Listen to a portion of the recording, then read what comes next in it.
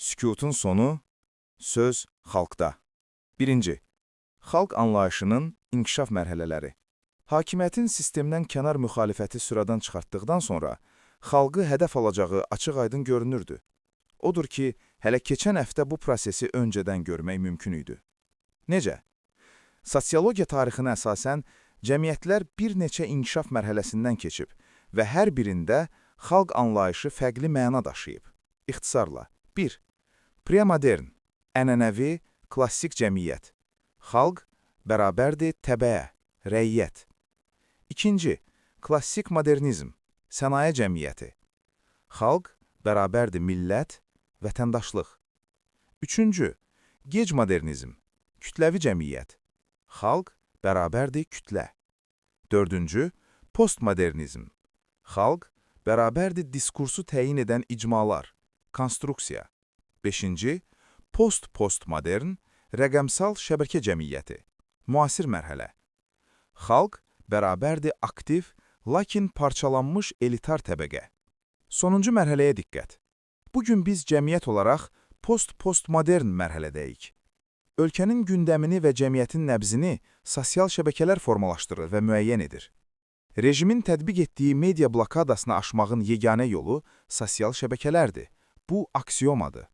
Əgər keçmiş dövrlərdə inqilabları kütlə, lümpen edirdisə, bu dövrdə inqilabların qığılcımları xalqın elitar təbəqəsinin sosial şəbəkələr vasitəsilə, daxili və ünvanlanan müraciətlərlə beynəlxalq auditoriyaya çağırışları nəticəsində yaranır.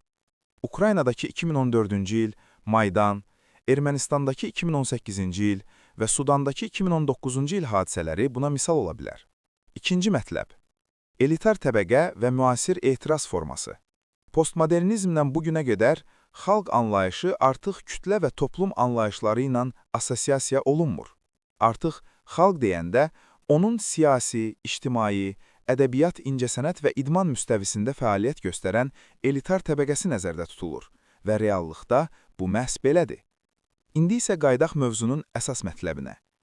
İstibdad rejiminin qorxu mənbəyi xalqdır. Rejim siyasi fəalları onların şəxsini qorxduğu üçün həbs etmir. Xalqı istiqamətləndirə biləcək fikirləri susturmaq üçün həbs edir. Əslində hakimiyyət namizəd Səfərovu onun şəxsini susturmaq üçün yox, bir xalq olaraq səni susturmaq üçün həbs edir. Digər siyasi məhbuslarla da eyni məqsəd güdülür. Madam ki, rejim ölkədə xalqın etirazını dilə gətirib, sivil qaydada formalaşdıracaq müxalifəti məhv edib, onda xalqı irəlidə gözləyən fəlakətlər barədə danışmaq, haray çəkmək, fəryad qoparmaq, yaxa cırmaq növbəsi xalqa çatır. Üçüncü mətləb. Sosial şəbəkələr və rupor effekti. Dostlar, bu yazı panika yaratmaq üçün deyil. Əksinə, hər şeyin öz təbii axarı ilə getdiyi barədə sizdə əminlik yaratmaq və qəlbinizə aram gətirmək üçündür. Zalımın sonu yaxınlaşdıqca zülmü artar. Hər şey sosiologiyanın, ilahi və ya təbii qanunları üzrə hərəkət edir. Heç bir şey xaosdan doğmur. Son illər ərzində dəfələrlə şahidi olmuşuq ki, hansısa bir sənət, ədəbiyyat, idman və ya biznes nümayəndəsi öz yazısı və ya çıxışı ilə gündəm yarada, etirazcı rəy formalaşdıra bilib. Buna çoxlu misallar çəkmək olar, lakin məqsəd kimisə təhlükə kimi göstərmək deyil. Düşünmürəm ki, bu barədə kiminsə ciddi etirazı olsun.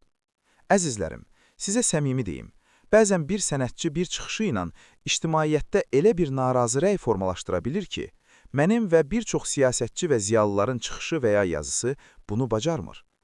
Bəli, son 10 illiklər ərzində xalqı süni şəkildə siyasətdən iyrəndiriblər. Əsasən hakimiyyət, qismən də müxalifət. Bu faktor prosesə ciddi təsir edir.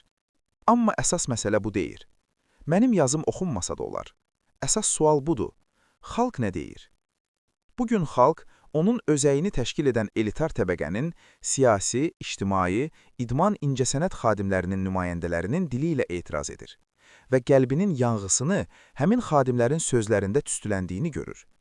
Əzizlərim, bu tamamilə təbii prosesdir. Xalq öz dərdini deyən xadimini dəstəkləyir, ona sahib çıxır, onun sözünü günlərlə gündəmdə saxlayır. Xalq artıq öz xadimləri ilə eyni dalğada düşünməyə başlayır. Şuuraltı səviyyədə özünü onlara düzləndirir. 4. Repressiya, qorxu və qələbə. Bu niyə baş verir? İnsanlar fitrətən hakimiyyətə möhtacdılar. Sosiologiya tarixinin ilk səhifələrinə baxsaq, görərik ki, hakimiyyətin formalaşmasının əsas səbəbləri həmişə iki olub: daxili və xarici təhlükələrdən qorunmaq. Bugün cəmiyyətimiz istibdad rejimini şuuraltı səviyyədə alternativsiz hakimiyyət kimi qəbul edir. Məhz buna görə də hələlik etiraz və narazılıqlarını möhtərəm kəlməsi ilə zənginləşdirirlər. Əksər hallarda ictimai və incəsənət xadimləri də belə ediblər. Çünki onlar zahirdə istibdad rejiminə, daxili və xarici təhlükələrdən qoruya biləcək alternativ görmürdülər. Lakin bu tendensiya zamanla dəyişir. Reallıq və davranışlar da buna uyğun dəyişir. Rejimin həyata keçirdiyi repressiyalar xalqın təhdəl şuuruna təsirsiz ötüşmür. Hər bir həbs cəmiyyətin siyasi həssaslığını artırır. Siyasətçilər, ziyalılar, hüquq müdafiəçiləri, jurnalistlər həbs olundu. Xalq tədricən informasiya və siyasi blokadaya salındı. Getdikcə dərinləşən sosial böhran, artan qiymətlər və işsizlik, kommunal xərclər altında aqoniya yaşayan xalqın dərdini deyəcək kimsə qalmadı. İndi xalq artıq küncə sıxışdırılmış vəziyyətdədir. Cəmiyyət bu mürəkkəb situasiyadan çıxış yolunu, etirazlarını ehtiyatla dilə gətirən, məsələn, sənət adamını dəstəkləməkdə və bu etirazı tirajlamaqda görür. Əladır, bu özü-özlüyündə əladır. İndi isə bir daha diqqət. Müstəqil media susturulduğuna görə insanlar gizlədilən həqiqətləri öyrənmək üçün sosial şəbəkələrə üst tutur. Sosial şəbəkələrdə isə izləmə rekordları əsasən incəsənət və idman xadimlərinə məxsusdur. Siyasi proseslərdə olan dostların xoşu gəlməsə də, mövcud şərtlər və reallıq daxilində bu tamamilə təbii prosesdir. Artan sosial gərginlik fonunda baş verə biləcək istənilən xoşagəlməz hadisə rupordon keçərək tonqala, hətta hər yeri yandıran bir ateşə çevrilə bilər. Bundan əvvəl də, bundan sonra da rejimin əsas hədəfi həmin potensial ruporları susturmaqdır. 5. Azərbaycan Xalq Parlamenti, xalqın güvənc yeri. Əlavə edilmiş video mənim 2 gün öncəki 14-12-2025-ci il tarixli çıxışımdandır. Hakimiyyət bütün narazı səsləri susturmaq üçün hətta öz danışığı ilə, yazısı ilə gündəm yarada biləcək sənətçi və idmançıları belə həbs eləməyə göz qabağına alacaq. Bugün və dünən baş verən hadisələri hələ keçən həftə proqnozlaşdırmaq mümkün idi. Artıq proseslər bu qədər çılpaq və proqnozlaşdırılan şəkildə cərəyan edir. Hakimiyyət total sükuta nail olmaq üçün rupor rolunu oynaya biləcək hər kəsi susturmağı planlaşdırıb. Bu proses ya həmin xadimin həbsi ilə, ya da şantaj yolu ilə, özünün və ya ailə üzvünün həbsi və yaxud kompromatla təhdidlə həyata keçiriləcək. Buradan bəyan edirəm. Həmin xadimlər elə xalqdır, xalqın özüdür. Azərbaycan Xalq Parlamenti ölkədə xalqı təmsil edən yeganə legitim siyasi qurumdur.